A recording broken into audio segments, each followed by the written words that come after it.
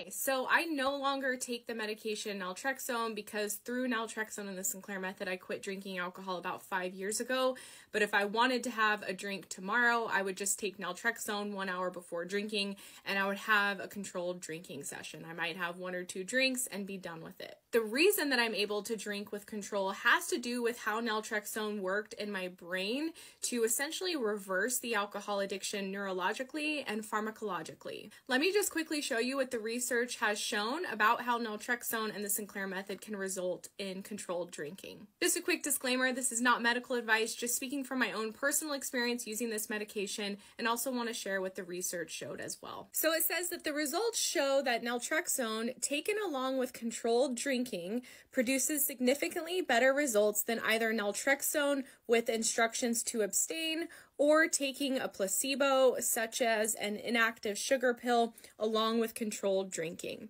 Those who aim for controlled drinking and are on the placebo have the highest chance of relapsing to heavy drinking. Thus, just as AA says, social drinking is not an attainable or realistic goal for alcoholics if they are not getting naltrexone. But taking naltrexone together with drinking changes the rules. Controlled drinking then is an appropriate goal. Naltrexone plus drinking is the formula for obtaining benefits from the medication. In the case of pharmacological extinction, or the naltrexone plus drinking formula, patients remain in control of their drinking indefinitely as long as they follow step 5 in section 2, the golden step, and never drink without the medication. In fact, many patients report that after a month or 2 of treatment, they are able to abstain altogether, and those who drink on the medication do so moderately.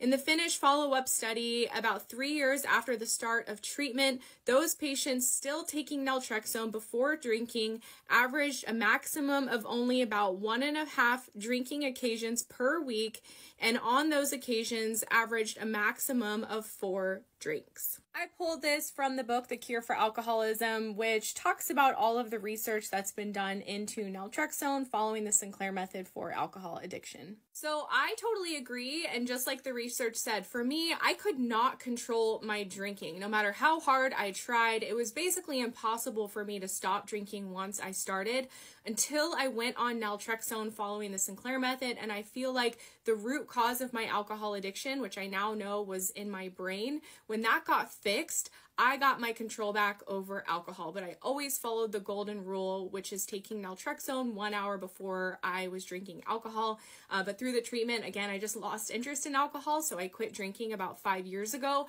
I don't take naltrexone anymore either. But if I ever wanted to drink again, and I'm open to the idea, all I would do is take naltrexone beforehand, and I know it would let me have control over alcohol and be a moderate drinker. So I hope this explains it a little bit. You can get this book on Amazon. I have no affiliation with it. It just talks about the science behind the method. You can also learn more with my other videos or the link in my profile. Bye for now.